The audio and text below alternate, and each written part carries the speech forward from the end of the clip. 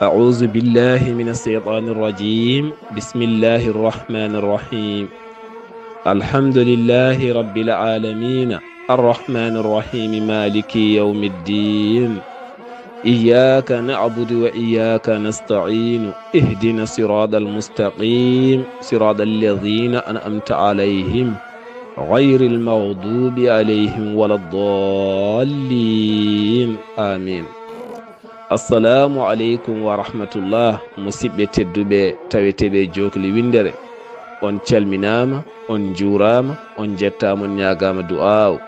en mbi alhamdulillah, en jotti joomi men tagɗo en konnuɗo en hakkude jeeri e waalo, wi kam tan yo en ndew ɗum. en juule annabi men tedduɗo, cuɓaɗo, korsuɗo e ɓerɗe meɗen mo jamirɗen, yo en juule kala saaha. en duwanima jinnaɓe men, wurɓe ɓe e maɓe ɓe kala, nde tawno ko kamɓe jeeyi sababu men woodede oɗo henna duniya. ko en yamiraɓe yo en ɗoftoɓe, yo en jiɗɓe, yo en korsinɓe, yo en duwanoɓe, yo en ɓattoɓe. alhamdulillah, en jettiri ɗum Allah subhanahu wa ta'ala. en duwanima khalifa men diine aada kala, kono kadi alhamdulillah hande o ko ñalawma moƴƴo, ko ñalawma teskiniɗo, ko ñalawma mantiniɗo, ko ñalawma ɗo annabi men sallallahu alayhi wa sallam wiyata so a acci ɓiɗɗo moƴƴo pewɗo, ɓiɗɗo moƴƴo alliyanke, ɓiɗɗo moƴƴo taw kadi ko dewowo Allah moƴƴinɗo mo enenelde duwaw jinnaɓe muɗum ko ɓural manggal, ko kange mawɗo. on ɓiɗɗo noon ko on de hande woni dariɗo waɗi oɗo henna ñalawma, taw ko ñalawma sadak sakkanade wonande nehnoɗo ɗum, jinnoɗo ɗum, korsinɗo ɗum, pewnuɗo ɗum fewde lawol Allah subhanahu wa ta'ala. on woni sohna Hajja Hawa Ka. eɗen calminamo, eɗen juuromo, eɗen calmina kadi joom galle makko tedduɗo, garɗuɗo gandal, joɗɗo gandal, pewɗo gandal, marɗo needi, marɗo haqqille, marɗo jaɓɓal sunna, marɗo jaɓɓal diine, bertuɗo juuɗe muɗum, jaɓɓi yimɓe kala, woni Abdourahmani Ka. yo Allah moƴƴan mon, ɓeydana mon neema, ɓeydana mon jaam, ɓeydana mon cellal e kisal e yaajede. nde tawno duwanade mon ko duwanade windere nde kala. min calmini dendagal Mbaye Hawanaɓe kala e ko taari Mbaye Hawa kala. en calmini dendagal enɗam galle sohna Hadja Aissatou Bamol Ka, mo ganduɗa ɓuuri andirede mam Sabu, mo ganduɗa gurdam mum kala rokkuno ɗum ko annabi o sallllahu alayhi wa sallam, moƴƴinɗo dewe Allah, mo woppata waktuji, korowo, juulowo e annabi o sallllahu alayhi wa sallam, cakkotoɗo, moƴƴinɗo, jokkowo enɗam gila e dewle ha yimɓe tikkodirɓe kala. on debbajo moƴƴo, moƴƴinɗo, moƴƴo needi, moƴƴinɗo, jibinɗo nafoore, ko on de oɗo henna ɓiɗɗo moƴƴuɗo tedduɗo biyeteɗo Hajja Hawa Ka dari darde tinde hande o ngam waɗandemo ñalɗi juurare e ñalɗi sadak. Qur'anil Karim o janngama, nonne kadi sadakuji ɗi mbaɗama, yimɓeɓe giwi e bangeji kala ngari tawtorama. jamma o kadi waɗama madhu annabi o sallllahu alayhi wa sallam, almuɓeɓe welɓe daaɗe iwɓe toon to lobbudu hay nokkuji goɗɗi kala, pewni jamma o, moƴƴini jamma o, kono kadi kaali ɓuure oɗo henna debbo moƴƴo. nde tawno so en duttima e deftarla teddunde woni Qur'anil Karim, Allah subhanahu wa ta'ala en haali toon gorko moƴƴo, debbo moƴƴo, gorko ɗoftiɗo, debbo ɗoftiɗo. ɓen rewɓe moƴƴuɓe noon renɓe l'islam ha dokki l'islam ngalɗo henna fayidagal belani yejjidde, tene kadi ko weɓɓe duwanade e kala saaha, e kala waktu, e kala saaha. on debbo noon juɓɓinɗo ɗiɗo henna ñalɗi, taw kadi koye dow teddungal enɗam galle o kala, gila e jinnaɓe makko ha e mawniko en, e miñiko en,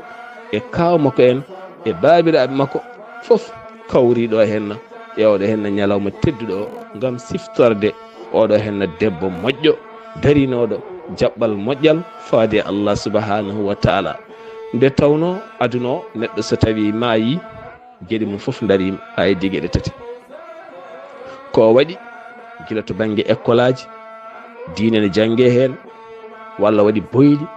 forasuji yimɓe ne jara hen walla o waɗi cuuɗi safara yimɓe ne cafrora hen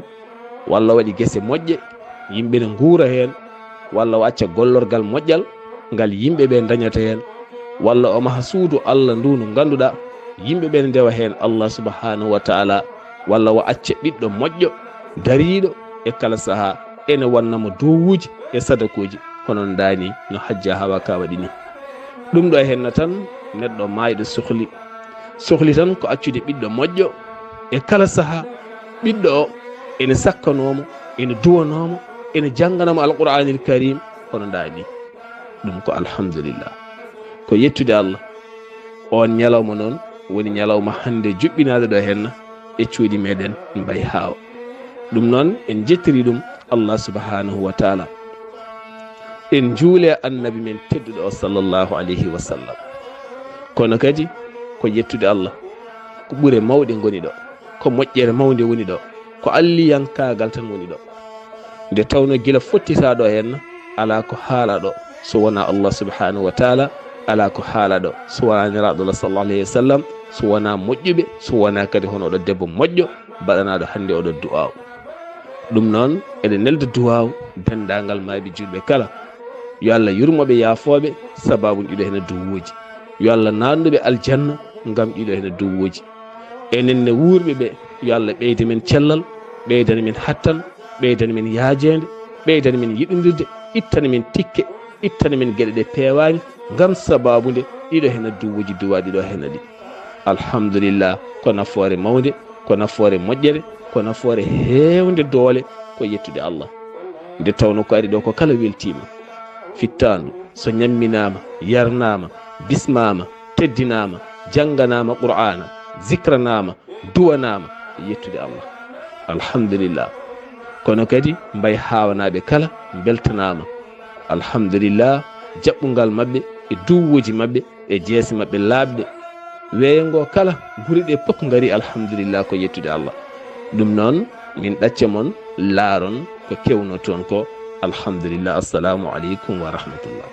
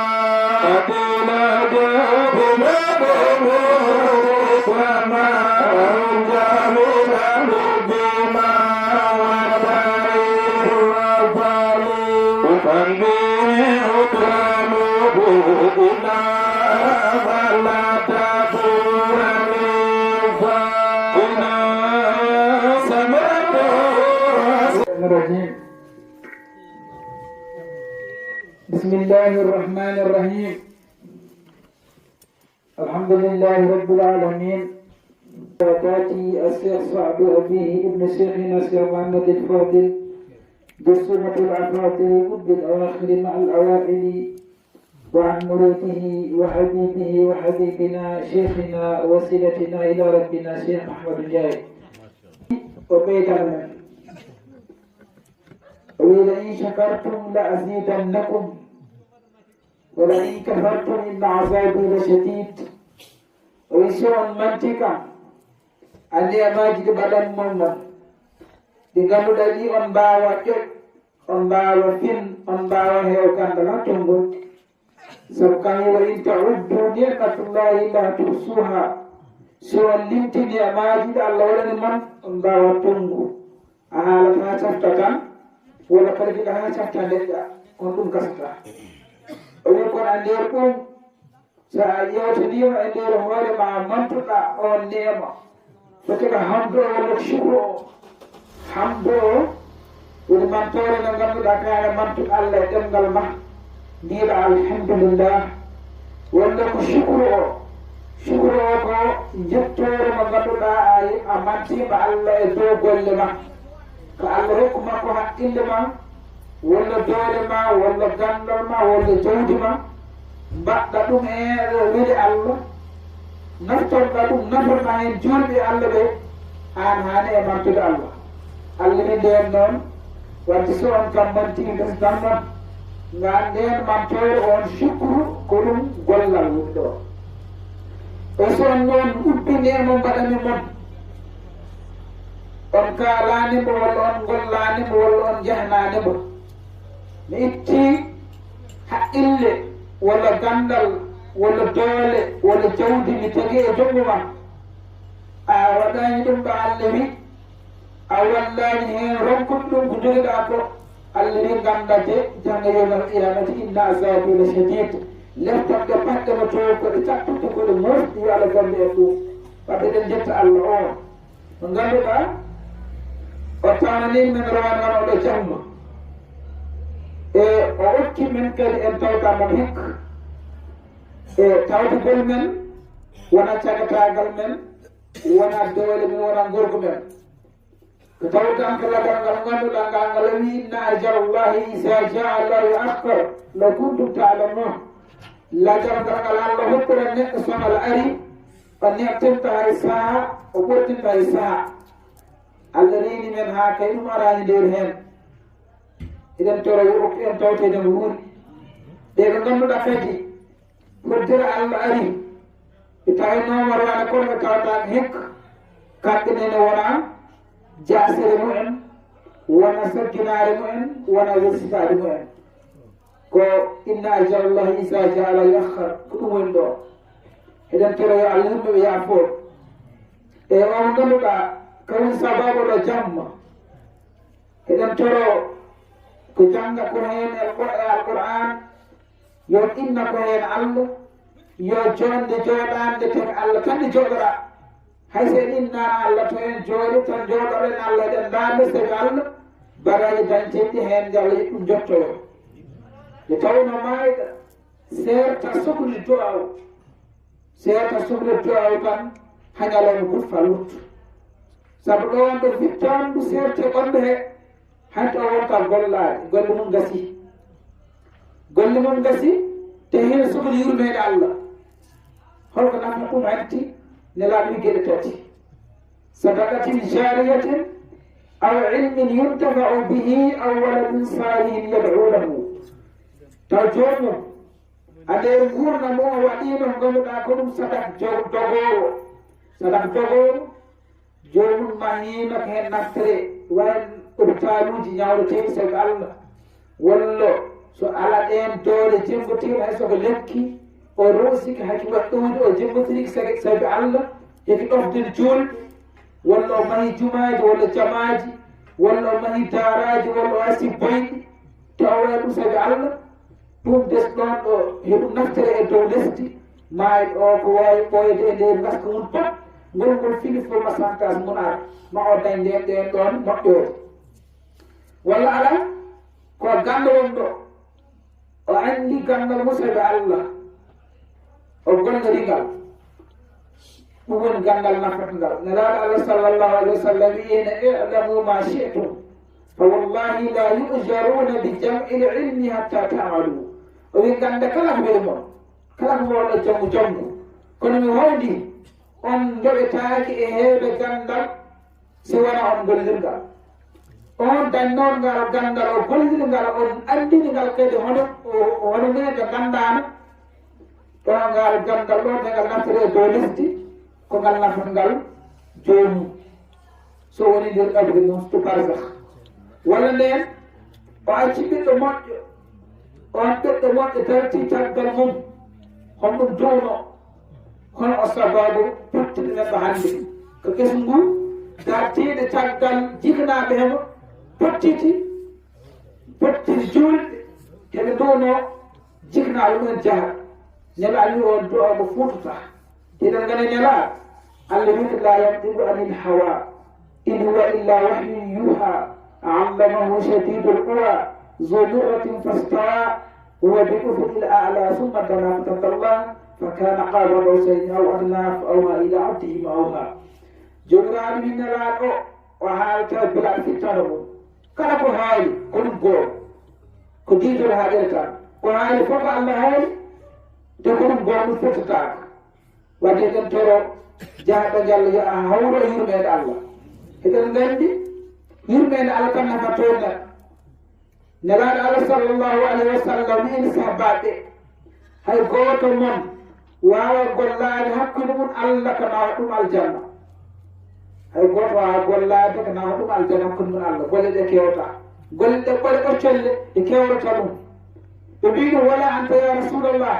o wiɗi min wala ana illa an yatahammadani llahu bi rahmatihi ɓe mbi ɗum hay an golle ma ɗe mbawno aljanna o wi way hay min nelaɗo o mo ganduɗa mi woni ɓurɗo winden nde illa an yatahammadani llahu bi rahmatihi so wona Allah hippu kam yurmen mum de hentan woma naw aljanna jomiraɗo wi inna rahmatullahi qaribum min al muhsinin yurmede Allah nde naw heɗo ɓati wade moƴƴinowo yo Allah ɓokken wade moƴƴin e sino yewti e ko nelal goto sider so Amadou Ndiaye نهال دمناني إذا بنقول إندي قال خليل بسيكي ولا بسيك أحمد جاي إندي قال إسم قال سيك أحمد جاي فر إندي قال كدبار من بورجي سير ما نتقول الله بسيك أحمد جاي أرجع أولا جم مقال لا كبير جايمه لكن نقول دي باي هاوا كلا كدين دون ولا كي دون قال سيك أحمد جاي جي دون نوم وناك بعدين كالله وجه جدا كتوي جل عالم الزر جل عالم الأرواح دونك الروج بدل ما إن قال قل بتاعي كل قول نوتو دونغوري جد ديري دونك بيسون غريدو ما دونغور جد غوند ناكدر دون حكو من امباي هاو حكو من الشيخ أحمد جاي سيكساك على دون كل سنة كل انتكي كل مكة كل ملاد سبنيك إذا سخر الإله أناسا لسعيد فإنهم سعداء ستوي الله إرتني يبقي لك ملاد إذا نقول سيم عمرو جارين كل جوية أكار جلو كو ملاد سي الله إرتني من لك ملاد أري إندير من أنجبي من أنغنت من أنفتنر من ويبين لك ملاد يعني ملاد قديم سبب سورتك دولي يبقى الشيخ عمرو جارين بنغام دا هوره ما فف مو ko Allah wando التبار أروني فورن جاسر كانوني فور وداب أنوني نفور جل صادب ما شاء الله أيدي فف مو ko Allah wando so tawi yimɓe ngari jiɗi ɗum sabi Allah ɓen ɗon ko malade toujours en kala issa rawan ɗum Allah jangte e suratul kahf eɗen kewi haade on issa waɗi ɗum tanka janga yowmal qiyamati dawaɗi kewɗe mbiyete kuuno turaban gonte lesdi jahata aljanna kono noon en jii wonde ndu rawandu ko dawaɗi naato kono naatol aljanna janga yowmal qiyamati holko nana tan toon ngolati njuuri kewal walla ko korko walla ko aska walla ko hajju nana tan toon tan ko yiɗnoode yiɗo moƴƴude e sabi ashabul kahfi en de inde wuro ngowalaano gonɗo woni ko downi e nder haade dokkude makko ɓe njehi ɓe birti gaynaaka ne won dekkaaki mum gaynaako on nanni ɗumen holɗon donno ɓe kaala ɗum gaynaako sukke mumen rawaano sukki heɓe kebbitino boyi laabi hin salihi bete haɓoyi Allah longanimo no wiɗi men gatte kam sabu min inni uhibbu ahbaballahi min de mbeɗa yiɗde Allah nde acca nde wontemo en Allah heni wa kalbuhum basiru zira'ayhi bilwasit law tala'ta alayhim lawallayta minhum firara wala mulita minhum ruba suratul kahf ɓe jangtama to wadde nden mba Allah wino walaqad karramna bani adam wa hamalnahum fi lbarri walbahr ورزقناهم من الطيبات وفضلناهم على كثير من خلقنا تفضيلا الذي تبني بني آدم من تبني بني آدم جوم كافر على تبني سيدو قال بنجل تقوى دانيال ستوي روان وايد دان إن المكر حالات جول في جول ولنك هنا هورين أسكينه ودك موت يلنو إبادة سصعبون قوليات الله جابنا دوج وين كل جاباي وبينا أن اغفر لمن أحبنا كمل له كل المنى وجعله بابا في الغنى يزداد في كل سنة نترمى يا عبد الجد عنه تولي الله جلو مغن أفهمك الله ستريم على جابنا له كلام غدا يدي أمين يا عبد كمل له كل المنى كلك يا أكوري ولا كلك جورتي المكري يملتي منا كن دوم ودوم غير من شيء تنون يزداد في كل سنة كان يتاري البيت ويقول نون شرد بمن حسدنا وسلبه الذات الدنا وجعله دابا في الغنى يزداد في كل سنة للبنيه والبنات وما له في الراجيات وجعله كل الآفات يزداد في كل سنة قال جندني عندي ولي الله الله تكدري غير أو غير يحكم مم أوان قاعد ولي مولو يبدأ على ذكر الجير نعمو ربا e gande wali Allah kala mo ani wali Allah Allah bi a dekkere am geera te en ngande kala am dekkere Allah geera pooleda wadde len sin yoden jola Muhammad sallallahu alaihi wasallam bangamuda lawlahu ma kana al-wujud fi al-wujud so wana kamun on ko woda ko e nder godal e dum woda taake e nder godal e sayi ko woda ko woda e nder godal e taako woda e kurdo woda ko won Muhammad sallallahu alaihi wasallam la ajlihi khuliqat al-ashya'u sababu mum fuftada kala ko woni wete tagore Allah tagidu e sabina sallallahu alaihi wasallam o busida al-arzaq wal ala'u arsukai imbertama ni'ma e kewal wertama فصل رسول الله صلى الله عليه وسلم ندعو خير الخلائق على الإطلاق قل مقتدر لأدو ولت وني كفف اندني جو تيوانا بكيف راجل جي سيدنا لوي قرن ما تشلدا كن موقف جديد قل مقتدر لأدو محمد صلى الله عليه وسلم هو بن عبد الله باتفاقه ولي عبد الله بن محمد صلى الله عليه وسلم الذين إن تطيعوه تهتدوا صوت قفتي فمن بيوي يا لوكن والو قفتار ولا جتاي يا أكار بن الله صلى الله عليه وسلم هاي هنا كما جاءكم وبيك ما اجتمع قوم في بيت من بيوت الله يتلون كتاب الله ويتدارسونه بينهم إلا نزلت عليهم السكينة وغشيتهم الرحمة وحفتهم الملائكة وذكرهم الله فيما عنده جتوي بعدكم مكر بكتكني جل تاويل كدكم جل صف نرانيك يتجنداني السود إدرتشود الله السود إدرتشود الله غون أن غاني درجة كون درجة غودن نران الله ركّا مجيء غوث كم غوث ركّا جي لين متى ركّا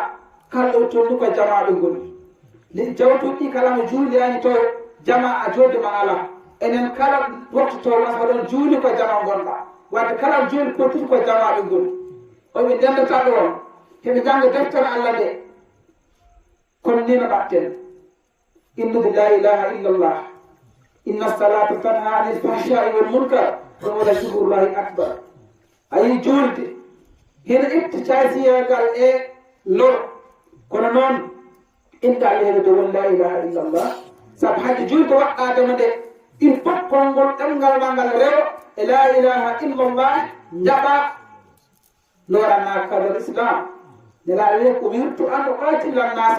حتى يشهدوا أن لا إله إلا الله يمرام يمحق يبقى هي هاتيادو هاي قول الجوزين الله سبحانه الله سبحانه بيها جنون إني ميدموين إجودموين هسي أيام سوانا كي الله ودلين تري إن جود لا إله إلا الله تكدي ما نال من نال سعادة الأبد إلا بها هاي قوت هبان ملال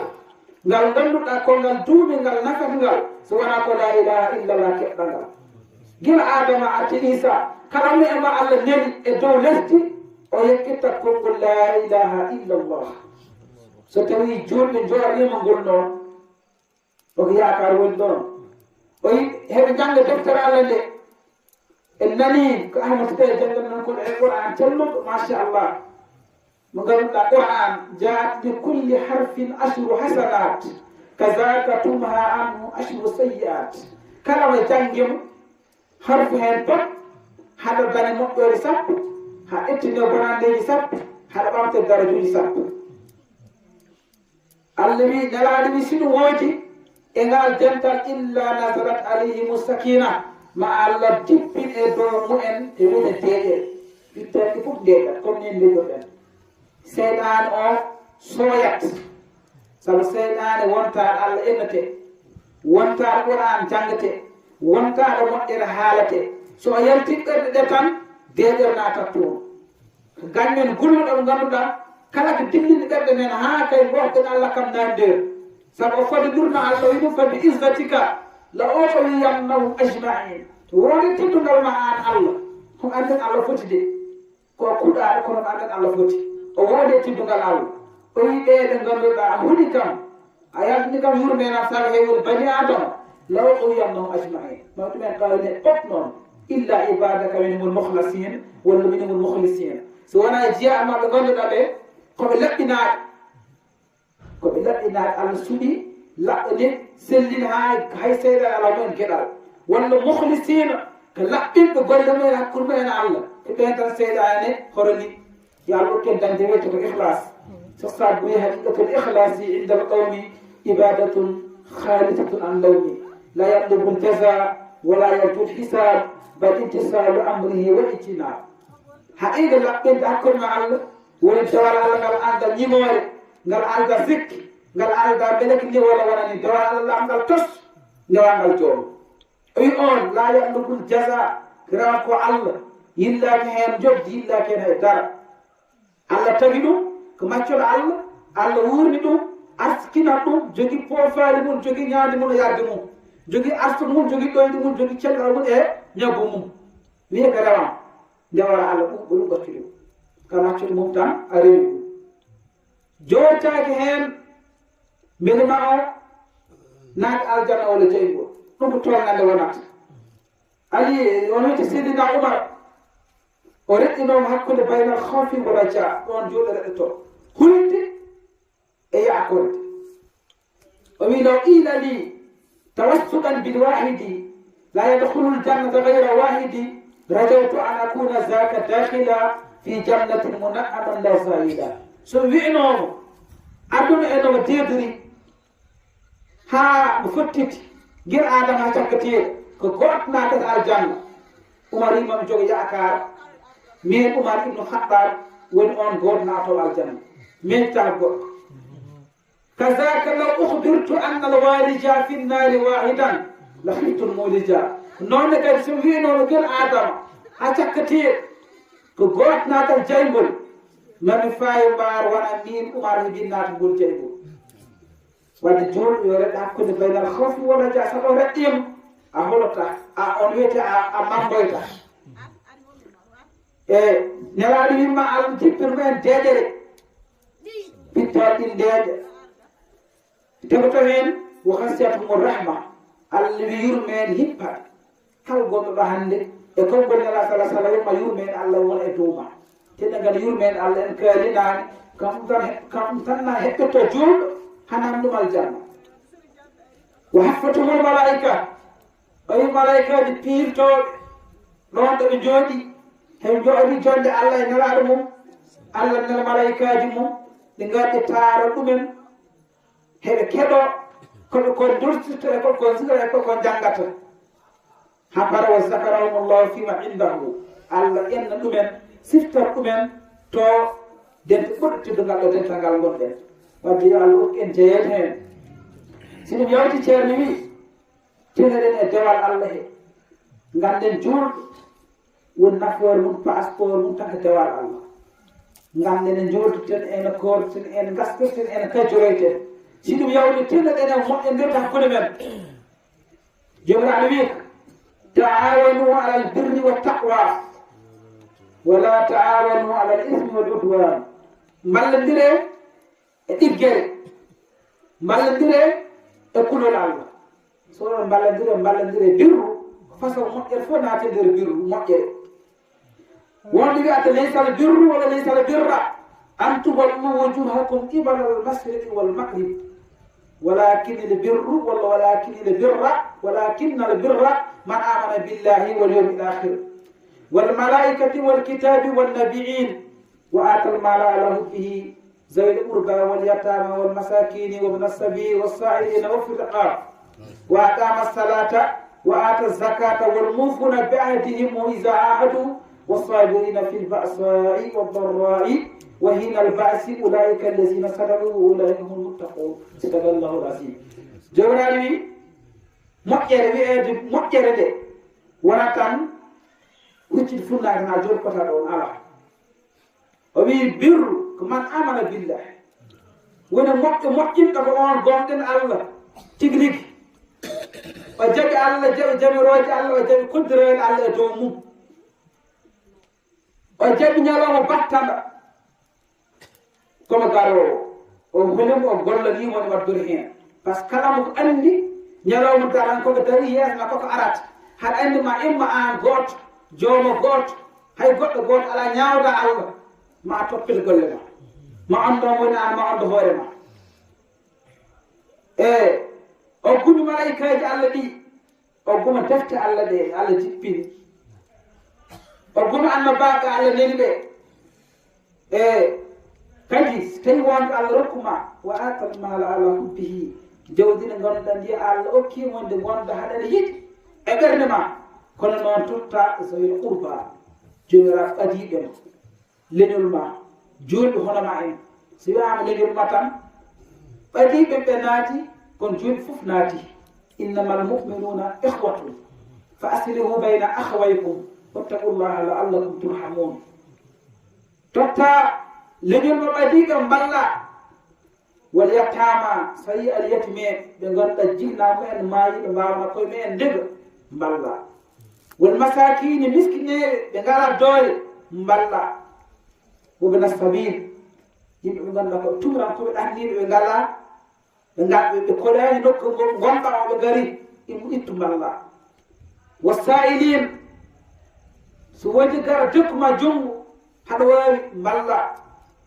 gila jawdi ma ha haala ma Allah wiya qawlun ma'rufun wa maghfiratun khayrun min sadaqati yatba'uha asa hay konngol moƴƴol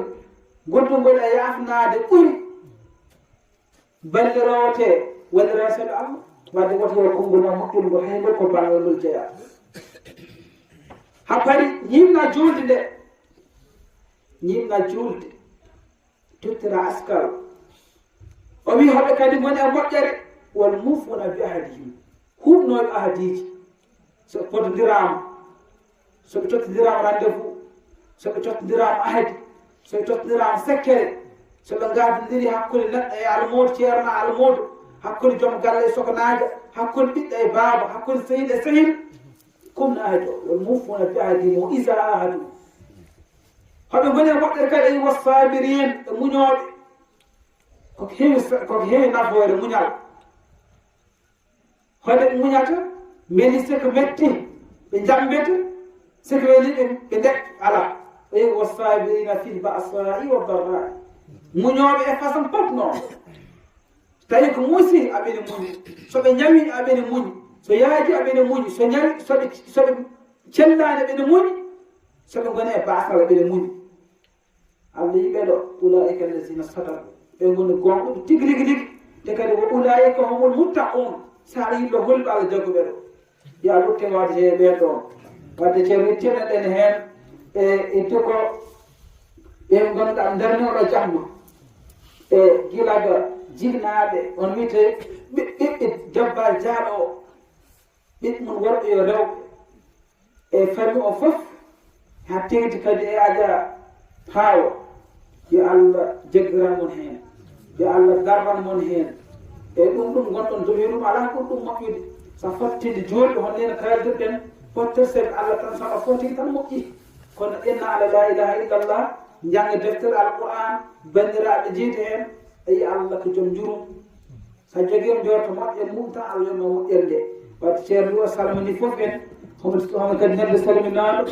e kadi baal men Abdourahmani Ka e on toro yo Allah jurno balɗe mum yo Allah kadi ɓesdo darde mum e nder l'islam sabu ɗum wona tan darde mum e nder leñole ko darde mum e nder l'islam yo Allah ɓesdu darde mum e nder l'islam te yo Allah hebbino hono mumen kadi e nder l'islam dendagal arɓe ɗo hono tori yo Allah humti hajuji mumen ɓe ɓe gonɗa kadi ɓe jiiɗi aɓe kori aɗa yo Allah okku ɗumen kadi baraji dañaɗi ɗo e okkumen kadi tawtede wuuri seereɓe wonɗoɓe ɗo o salminimon o juurimon e kala ko feewi hen ko Allah fewni ceerno o nenal ngal nenal temmena kala ko woni hen o ka man wonan timmani kono kam in uridu illa l-islaha mastata'tu jeɗɗen tan yo feew fodde ko kattanɗen kono woma tawfiqi illa billah jiɗa yo feew hawra enen jiɗuɗa Allah tan woma ɗum waɗan wadde alayhi tawakkal weli yunib assalamu aleykum wa rahmatullahi wa barakatuh Oh,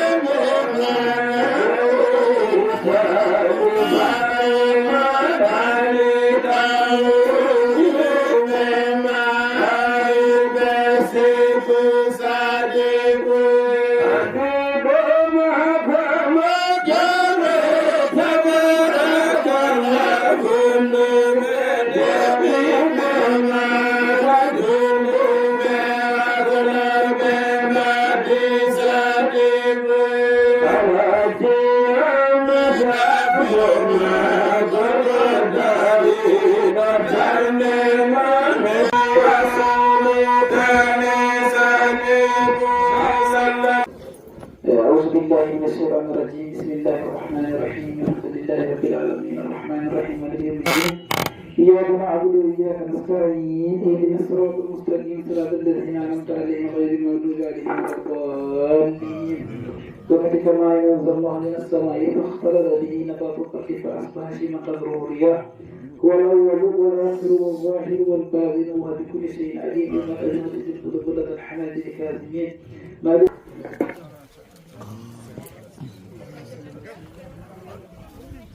waxan kay Aissata Famol Demba Lora waɗante ɗo siyaare wallahi min belti hen min jogui hen noon weltare mawde yo Allah yormi ɗum yaafo ɗum debbo moƴƴo jokkunoɗo enɗam gandunoɗo naareɓe fulɓe seɓɓe ala fof mbo jogodirani programme a moƴƴere yo Allah yoɓ ɗum moƴƴere mo jeehe rasulillahi sallllahu alayhi wa sallam min Penda Fall de ɗum joguimi hen ko layatmi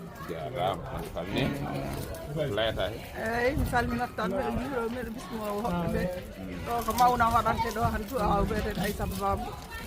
min noon ko mawnam moƴƴinoɗo e am jurmanoɗo min jettinoɗo min jewti dafnomi mo ñoɗatnomi ala koye mballitade mbiɗa yetta Allah noon mbiɗa yetta sababu baɗɗo yimɓe ɓe ɗum mbaɗan to aw hitani fof yo Allah yokku ha ɓesdo ha ɓesdo ha ɓesdo salmani bismillah رحمتك ونخشى عذابك إن عذابك الجد بالكفار ملحق اللهم لك الحمد كله ولك الشكر كله وإليك يرجع الأمر كله علانيته وسره فأهل أنت أن تحمد وأهل أنت أن تعبد وأنت على كل شيء قدير اللهم لك الحمد حتى ترضى ولك الحمد إذا رضيت ولك الحمد بعد الرضا لك الحمد كالذي نقول وخيرا مما نقول ولك الحمد كالذي تقول ولك الحمد على كل حال اللهم لك الحمد أنت نور السماوات والأرض ومن فيهن ولك الحمد أنت قيوم السماوات والأرض ومن فيهن ولك الحمد أنت الحق وكلامك حق ووعدك حق ولقاؤك حق والملائكة حق والنبيون حق ومحمد صلى الله عليه وسلم حق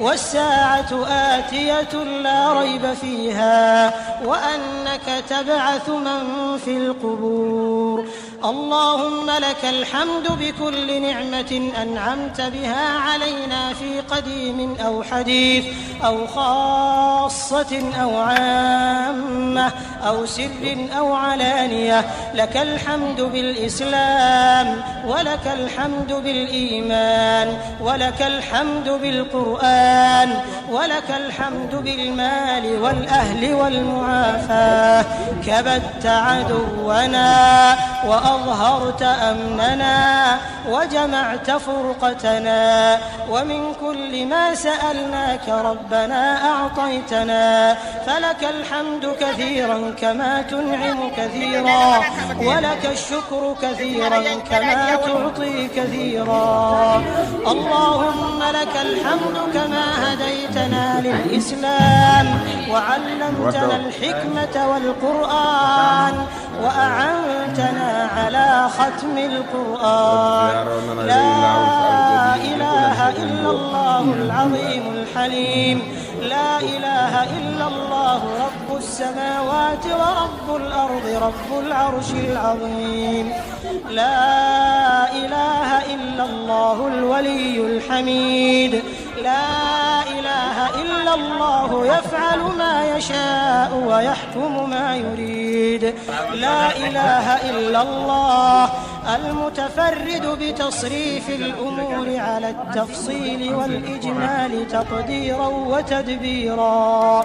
المتعالي بعظمته ومجده الذي نزل الفرقان على عبده ليكون للعالمين نذيرا. وصلوات الله وسلامه على نبينا وحبيبنا محمد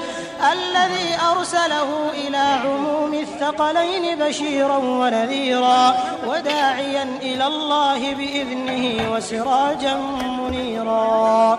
اللهم لك الحمد على نعمك العظيمة وآلائك الجسيمة حيث أنزلت إلينا خير كتبك وأرسلت إلينا أفضل رسلك وشرعت لنا أعظم شرائع دينك وجعلتنا من خير أمة أخرجت للناس وهديتنا لمعالم دينك الذي ليس به التباس. سبحان العظيم الوهاب. سبحان الغفار التواب. سبحان رب الأرباب ومسبب الأسباب وخالق خلقه من تراب. سبحان من خلق الخلق وأحصاهم عددا. سبحان من لم يتخذ صاحبة ولا ولدا. سبحان من عم بمعروفه الجميع ولم يترك أحدا. اللهم إنا عبيدك بنو عبيدك بنو إمائك نواصينا بيدك ماض فينا حكمك عدل فينا قضاؤك. نسألك اللهم بكل اسم هو لك سميت به نفسك أو أنزلته في كتابك أو علمته أحدا من خلقك أو استأثرت به في علم الغيب عندك أن تجعل كالن isi kala to kam ko nanti neɗɗo tan wadde ko haala ɓiɓɓe kalata wadde onon heɗo toɓɓe maɓɓe keɗoto ɗon wonde ko addi en koɗo hannde woni oɗo du'awu woni ñaganade oɗo korɗo Allah dawleɗo e ɗum adduno en eyi won wewɓe en potene ɗum waɗi guila subaka kono yimɓe koɗo kawri tan e ko ɗon tan woni ɗo moƴƴi aljamatu rahmat dental ko yurmede ɓerɗe men kawrina hen yoen gonɗo poftoɗen jewtiden ñaama jara ha o eri kawren ɗo mbaɗen du'a o ɗum woni koɓe kaari ko joni enen fof ɗon go dolliɗen hanti garen en oɗo makan kawren ɗo cilken joni deftere qur'an nde ko ɗum haala Allah haala tedduka eɗen jiiɗi fuɗde anne innamal amal binniyat golle pawate koye anneya woni anneyade janngude nde ɗo deftere tabaraka wa taala eɗen ɓallora tabaraka wa taala woni himme deftere nde e neldude baraji ɗi nelaɗo sallllahu alayhi wa sallam e neldude baraji ɗi ko oɗo korɗo Allah dawleɗo woni Aissata Bamol eyyi e dendagal mayɓe julɓe ko ɗum woni ko adda ko te ala ko wodani hen ti jaltuɗo aduna ko wona oɗo du'aw ɗum tagi de ɓe mbiyata ko sadakatul zaria hande ko sadak dogowo ko neɗɗo dañiranno ko baraji hanti jungo mum e kosngal mum e ɗemgal mum fof si kesi yalti aduna hanti ɗum kam taƴiri ha heddi gueɗe tati ɗe ko accuno ko ga hena naftare e gandal moƴƴal ngal andinno e awwala dun saliyatu lahu accude ɓeɗɗo moƴƴo mum do'no hono ni wadde nden kadi ne ɓe mbaɗino ɗum ko wona hande wadde heɗen ɓe ɗum ɗo wona bawɗe men wona kattanɗe men ko bawɗe tabaraka wa taala hokki en dawal ha tawni en ɓe mbaɗi ɗum rowani heɓe ɗum jeeɗi waɗa hekka yo Allah hokkomi kadi wadde ɗum e duuɓi duuɓi ko ɗum ɗon koko ɗum woni ko ɓe nelno en ko yimɓe ɓe ɗon en mbaɗi hotaɓe to woɗɗi machallah kilométre uji limti ɗum tan tongueɓe ɗo wadde kala no wawi wa enen fof pottiten ɗo e kucciten e deftere nde udditen janggen e kala mbo tamani kadi jukki o tama durusu muhombo haala ko woni e nder deftere tabaraka wa taala woni wiide la ilaha illallah wiide astahfirullah e wiide salatu ala nabi kala mbawɗa wadde ɗum sa jaggi ɗum tan ka tamɓe juk mbo wa haaji ɗum ɗon kam hetto o hetto kam o isa qora al qur'an fa astami'u lahu wa ansitu sika qur'an ene jangge yimɓe keɓ hay joni ɗo banda tegaɗo tan woodi jeeyaɗo Allah beeɗa tawi en mbawa hettani ene cu en ɗoma ɗum qur'an ko ɗum yamiri wadde enen fof eɗen hen yiiɗi huccita hen ɓeni uddere deftere nde eyyi ko yaqara umata yassara min al qur'an janggo ko newani makko hen janngude nde towi yo kadi janngude koko leeyi janngo ko newani makko hen tan weeɓawi noon santani kadi gabbinen en kan wadde nden yo Allah jaɓanen yo Allah yurmi jaaɗo yaafo ɗum bi jahi nabi sallah sallam yaafo dendagal julɓe yo Allah ukku en kadi ɓerɗe nana nder ɗe jippinan en yurmeni bi jahi nabi sallah sallam oɗon jarla oɗon jaafo ko ɗum ɓe nilno yo en jottin e hilifaɓe immiɓe lobbuɗe immiɓe koyle immiɓe nokkuji fof الحمد لله رب العالمين الرحمن الرحيم مالك يوم الدين إياك نعبد وإياك نستعين اهدنا الصراط المستقيم صراط الذين أنعمت عليهم غير المغضوب عليهم ولا الضالين اللهم صل على سيدنا محمد الفاتح لما أغلق والخاتم لما سبق ناصر الحق بالحق والهادي إلى صراطك المستقيم وعلى آله حق قدره ومقداره العظيم بسم الله الرحمن الرحيم ألف لام ميم ذلك الكتاب لا ريب فيه هدى للمتقين الذين يؤمنون بالغيب ويقيمون الصلاة ومما رزقناهم ينفقون والذين يؤمنون بما أنزل إليك وما أنزل من قبلك وبالآخرة هم يوقنون أولئك على هدى من ربهم وأولئك هم المفلحون يلا ومن الله سائقنا إلى جناتك جنات النعيم اللهم وألبسنا به الحلل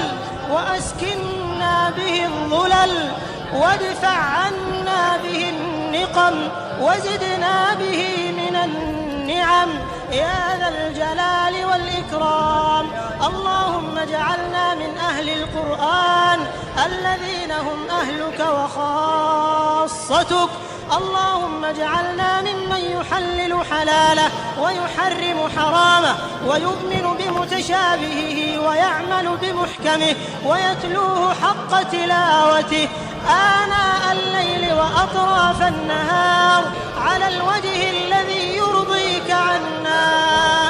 اللهم اجعل القرآن العظيم لقلوبنا ضياء ولأبصارنا جلاء ولذنوبنا ممحصا ولأسقامنا دواء وعن النار مخلصا اللهم انقلنا بالقرآن من النار إلى الجنة ومن الظلمات إلى النور ومن الضلالة إلى الهداية ومن الفقر إلى الغنى ومن البدعة إلى السنة ومن الفرقة والخلاف إلى الاجتماع والاعتصام يا ذا الجلال والإكرام يا ذا الطول والإنعام اللهم ذكرنا منه ما نسينا وعلمنا منه ما جهلنا. اللهم اجعلنا ممن يقيم حروفه وحدوده ولا تجعلنا ممن يقيم حروفه ويضيع حدوده يا رب العالمين. اللهم إنا نسألك الجنة وما قرب إليها من قول وعمل ونعوذ بك اللهم من النار وما قرب إليها من قول وعمل. اللهم اهدنا فيمن هديت وعافنا فيمن عافيت وتولنا فيمن توليت وبارك لنا فيما أعطيت وقنا شر ما قضيت فإنك تقضي ولا يقضى عليك إنه لا يذل من واليت ولا يعز من عاديت تباركت ربنا وتعاليت. لك الحمد على ما قضيت ولك الشكر على ما أعطيت. نستغفرك اللهم من جميع الذنوب والخطايا ونتوب إليك. لا ملجأ ولا منجا منك إلا إليك. اللهم انفعنا وارفعنا بالقرآن العظيم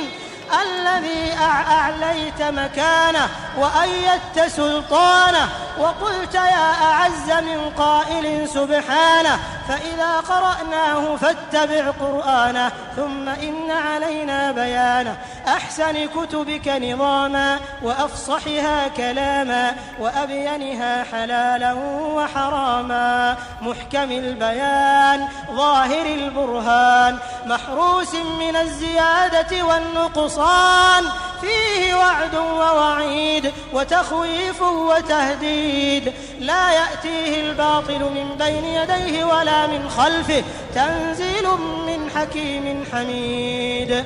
اللهم اجعلنا عند ختم القرآن من الفائزين. اللهم اجعلنا عند ختم القرآن من الفائزين. اللهم اجعلنا عند ختم القرآن من الفائزين يا رب العالمين يا أرحم الراحمين وأكرم الأكرمين وأجود الأجودين. نسألك اللهم أن تغفر لنا في ليلتنا هذه أجمعين. اللهم اغفر لنا في ليلتنا هذه أجمعين. اللهم اغفر لنا في ليلتنا هذه أجمعين وشفع المحسنين منا في المسيئين يا رب العالمين. إلهنا قد حضرنا ختم كتابك وأنخنا مطايانا ببابك. وديجا كما مو آمين هخان ما يوتو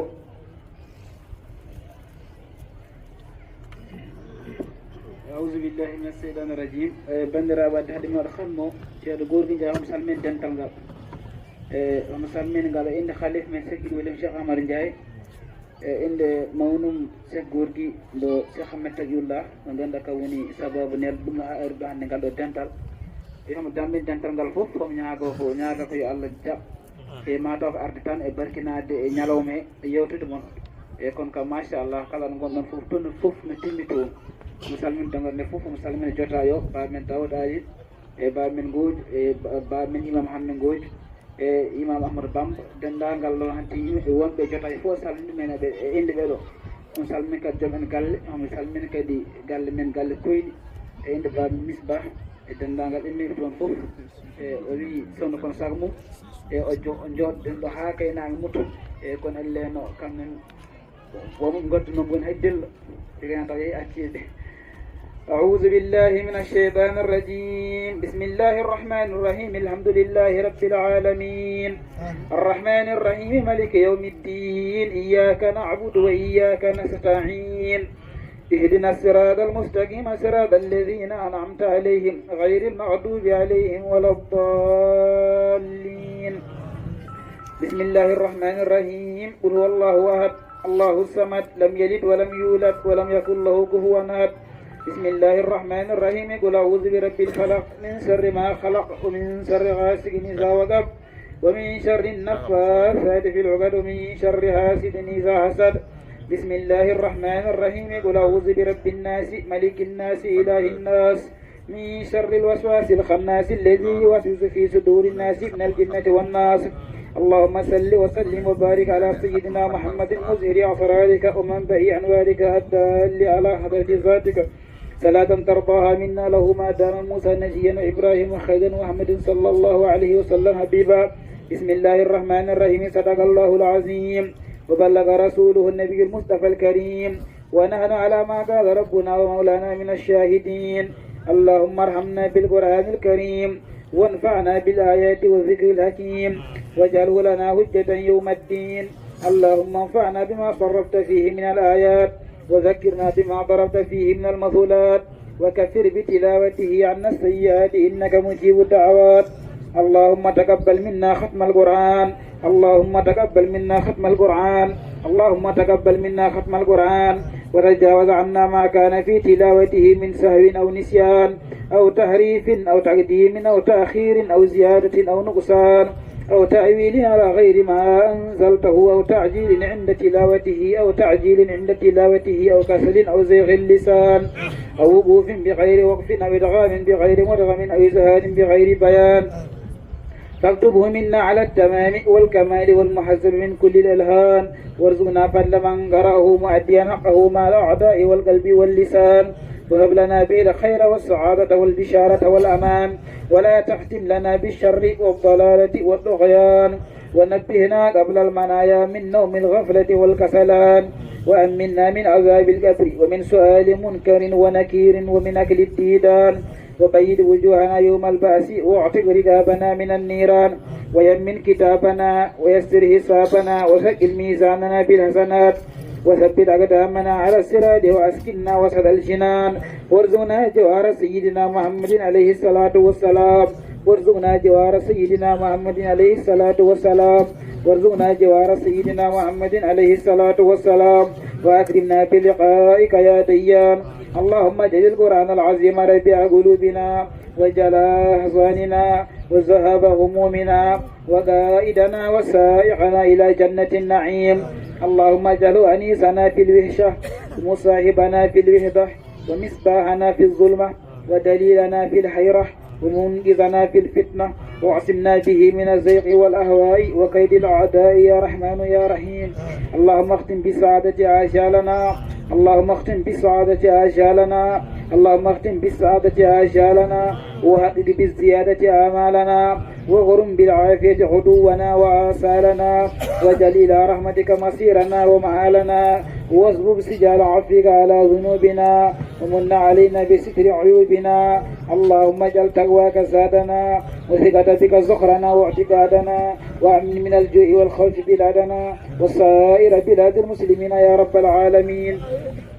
اللهم بلغ ثواب ما قرأناه ونور ما تلوناه لروح سيدنا ونبينا محمد عليه الصلاة والسلام اللهم بلغ ثواب ما قرأناه ونور ما تلوناه لروح سيدنا ونبينا محمد عليه الصلاة والسلام اللهم بلغ ثواب ما قرأناه ونور ما تلوناه لروح أمتك عيسى بامرك اللهم بلغ ثواب ما قرأناه ونور ما تلوناه لروح سيدنا ونبينا محمد عليه الصلاة والسلام وإلى أرواح آبائه وأمهاته وأزواجه وذرياته وأصحابه رضوان الله تعالى عليهم أجمعين وإلى أرواح آبائنا وأمهاتنا ومشايخنا وإلى أرواح جميع المسلمين والصلاة والسلام على سيدنا ومولانا محمد خاتم النبيين وإمام المرسلين سبحان ربك رب العزة عما يصفون وسلام في الدنيا وسلام في الآخرة وسلام على المرسلين والحمد لله رب العالمين الفاتحة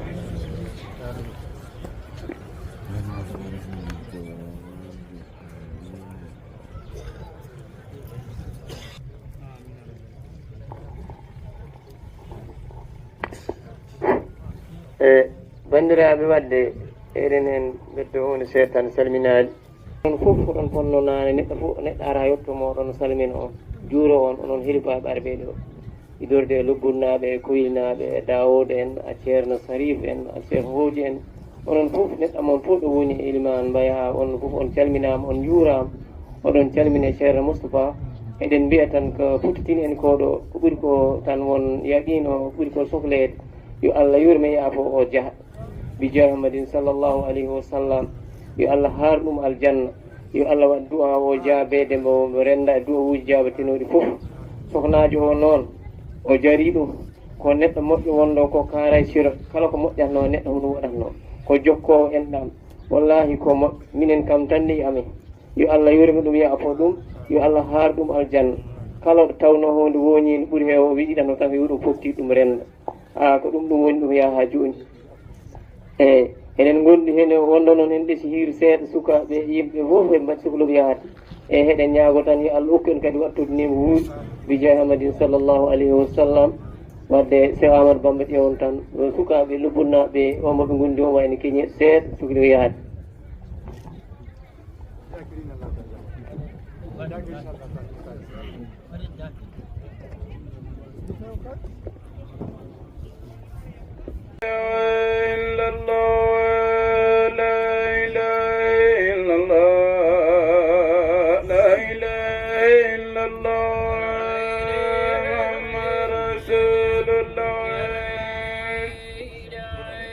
صلى الله عليه وسلم أفضل ما يتلى وما يقال وخير ما ينفق فيه المال غير القرآن عند الناس كثر وإمات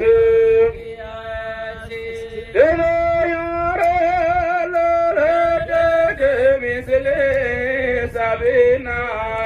أربعين يصفى من عليه ولا يسألون ولا يسألوا أهل رواية جميعا قوام كمن يريد قرب من مولاه فليقرأ القرآن ينشأ لكل حرف عصر وسنة كذاك تمانا ومنور بدور لكل حرف كهن فموادر ومغر بصلاة قائمة خمسون للأرف ويكون بفهمين وبغير فهم يا فتى ذا هو أفل من لهيئة روم تعلم السيد بأن لا سالم ولي عن النبي في رواياتي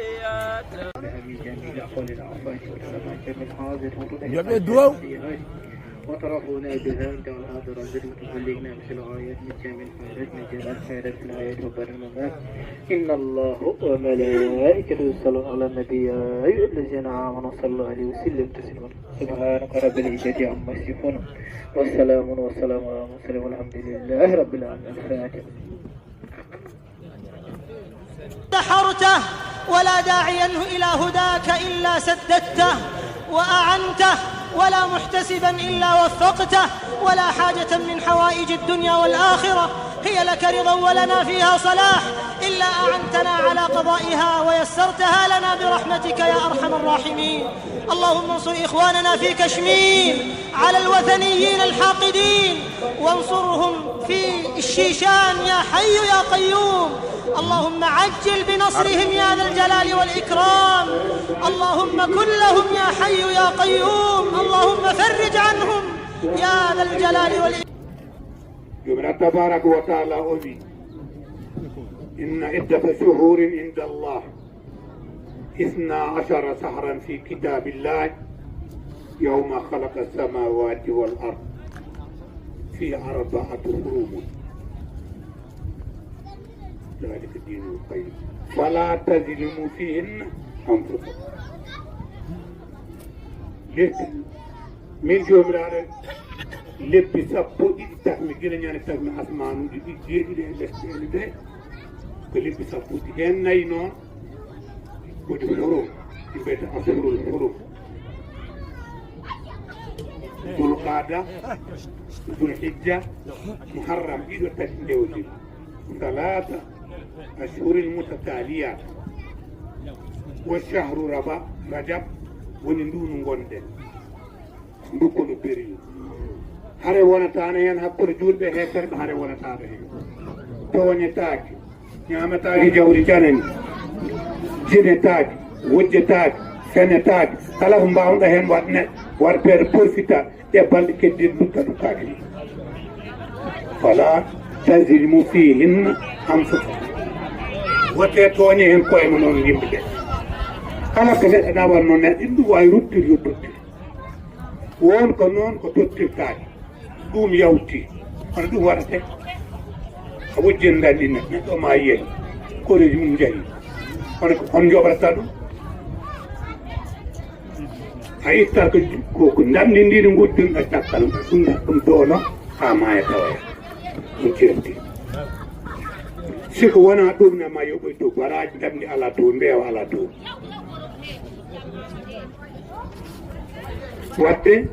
Allah wi hare ala ɗo e nduɗo lewru kadi no ala korko teɗe hen ɓuuri hen hebbinde ko sadak ɓuuri hen hebbu ko juulu jamma ɓuuri hen hebbinde wadde moƴƴore yaltinde sadak jaafoɗama mo mbawɗa yoɓnade mbawɗa jaafoɗama mbawɗa lornode jaafoɗa ɗum te jaafoɗa ɗum fi sabilillah ɗi goni nayyi tati ɗi kodi ɗewondir nduɗo teeɗi Allah wattata toon koye fala tazlimu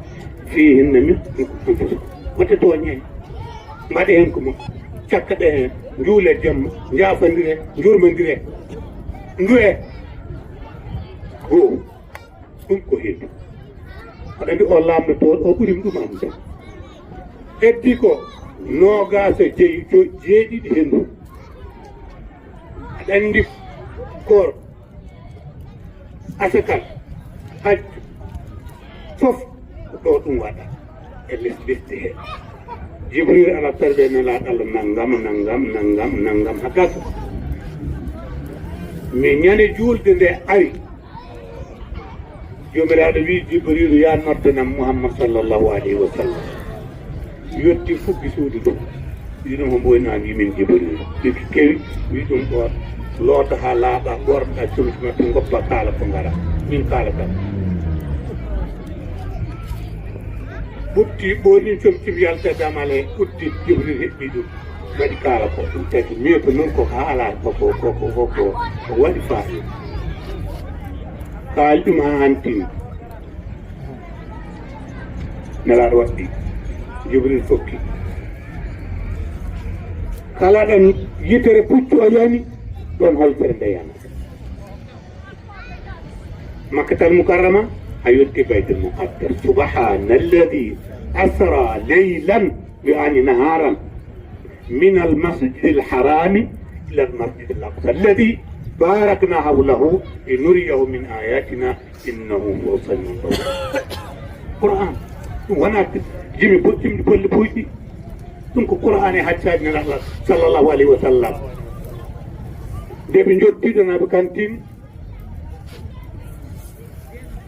jibril winne laaɗo fewnete hanƴe ken ɗahnoto ɓe beddi nene gande ɗon cimtol ngol koko cengi ha ɓe gara asman premier asman wi ɗum foggi on gonɗa wi min Mouhammad ɓattinela minne laam ha yetti asmanuaji jeeɗiɗi dernier asman o de hakkude oɗo asman e ndiɗo lesde asman asmanuji goɗɗi woni fof yarate ko duuɓi capanɗe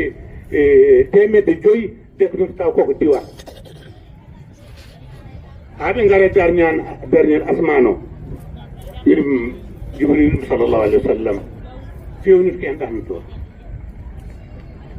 fewni joni ɗahnoɓe ɓe deppaari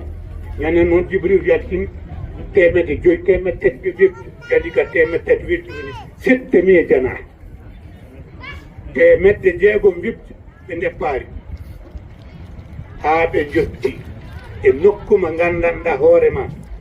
ويت سدرة المنتهى انتهى جنة المأوى مغاري دون بتاي دون هانتو غندان هورما أهل الجنة يوسف الجملة ريما والنجم إذا هوى هيك ده هو الفعل ما ضل صاحبكم وما غوى وما ينطق عن الهوى إن هو إلا وحي يوحى علمه شديد القوى ذو مرة فاستوى وهو بالأفق الأعلى ثم دنا فتدلى فكان قاب قوسين أو أدنى فأوحى إلى عبده ما أوحى ما كذب الفؤاد ما رأى أفتمارون على ما يرى فقد رأى من نظرة أخرى جوني نون هذا جوتي بلاس جوميرات على بلاس ليس له مكان كنا أرى بلاس صلى الله عليه وسلم كوني كون دي ترواوات كنا واداني يواني إن نانيوكا إن كتانيو إن زاغ البصر وما تشيب جيت دون تشيب بيك دون تن أكيرني دي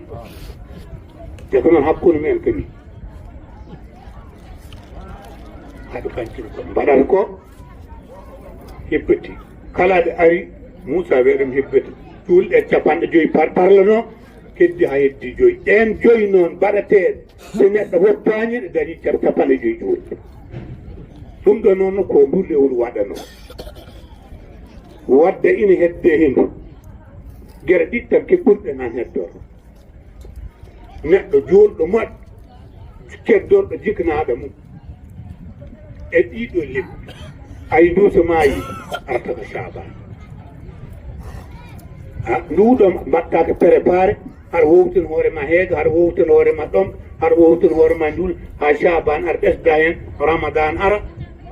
رمضان جيافة أشهر الهروب اللب يبقى رمضان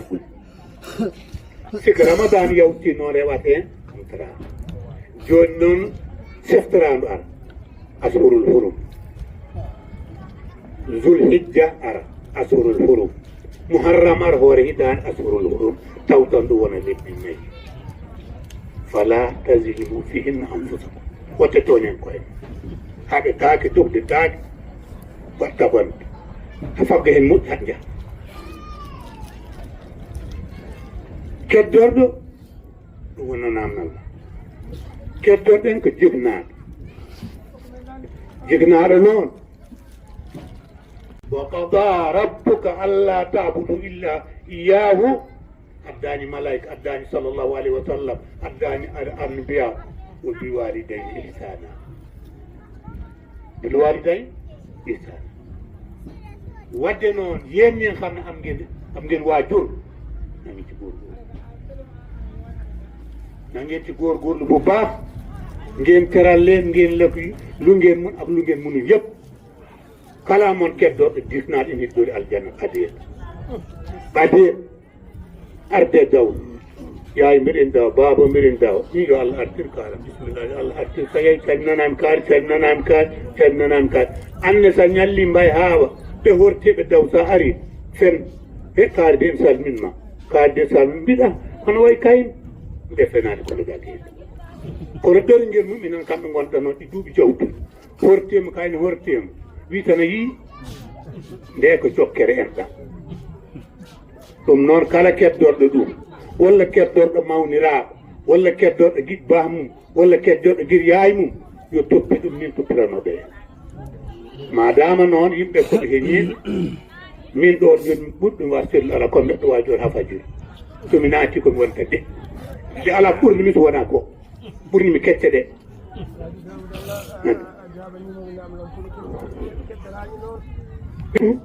ɓe mbasa ɗumen yejjide en doñi nayyi en doñi baali en doñi bitikaji en doñi jelɓe en doñi cettode pop ƴemlu an ɗumen koranen ɗumen cakkanɗen ɗumen liwaji hillaji ko ɗum nafat ɗumen kala kate ko nodduɗen ɗumen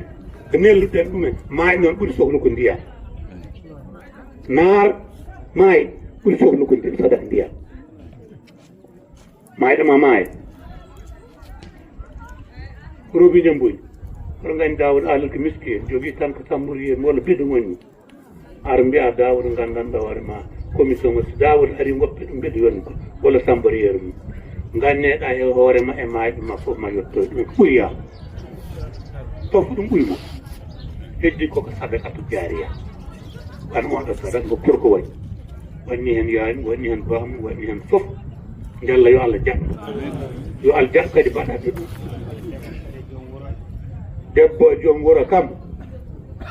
nelaaɗo sallllahu alayhi wa sallam o wi sinno mbeɗa yamiran non neɗɗo yo sujjan gorko ma mi yamir debbo yo sujjan gorko mum kono komi kaɗaɗo ɗum wonata sujjante jomiraɗo fonno ma suddane ma sujjantani ɗum haɗata ɗum nani annene won jogo helliruma tan walla mucce giruma mbiya debbo ko kala ko fi defdanga man tanara tanali sum alal imi je kanko kecci ci tar gonɗa ay kecci wo tus tar kecci wo nit ki nga xam ne am nga sa jabar da nga koy teral sa jëkkër soo sa jabar da nga koy teral jabar di teral jëkkëram nani wante nag lii rek suñ borom defoon nañ neɗɗo yaafot faafu wasfahu eyi alima allahu annakum kuntum taftanun fataba aleykum ɗum ko korko wonno nande idan korko ko wonno ko ɗo gasnirani korko wonno ko yimɓe fof koorat subaka ha jam so jamma ari a ɓadatal jot suudu ma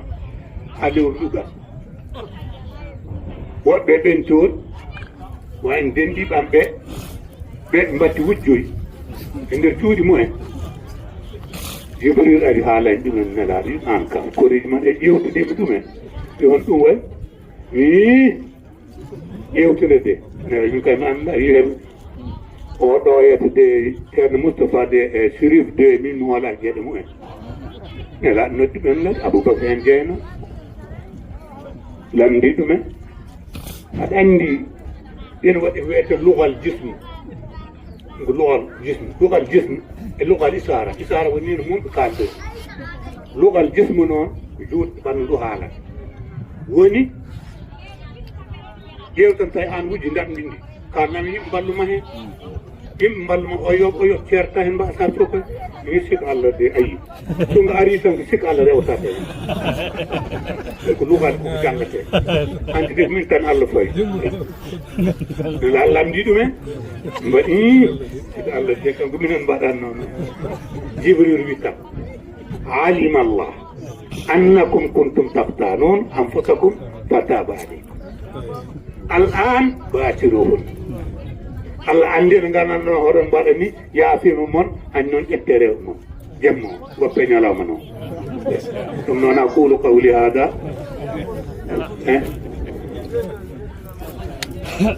yalla yo Allah fewnu ɗum Allah tawa ɗum moƴƴuɓe yo Allah fofmen maaɓe men maaɓe juuɗe fof kala ko defaɗo ko ñaama koɗo woni tewu woni ndiyam woni nebbam woni fof woni sukara njalla yo Allah watta ɗum ñamreede aljannaji ya arhamar rahimin yo Allah suuru men siddana men rendina ɓerɗe men ɗe ya barke moƴƴuɓe fof yo Allah waɗan men ɗum jam wassalamu aleykum wa rahmatullahi wa barakatuh wa shukran lakum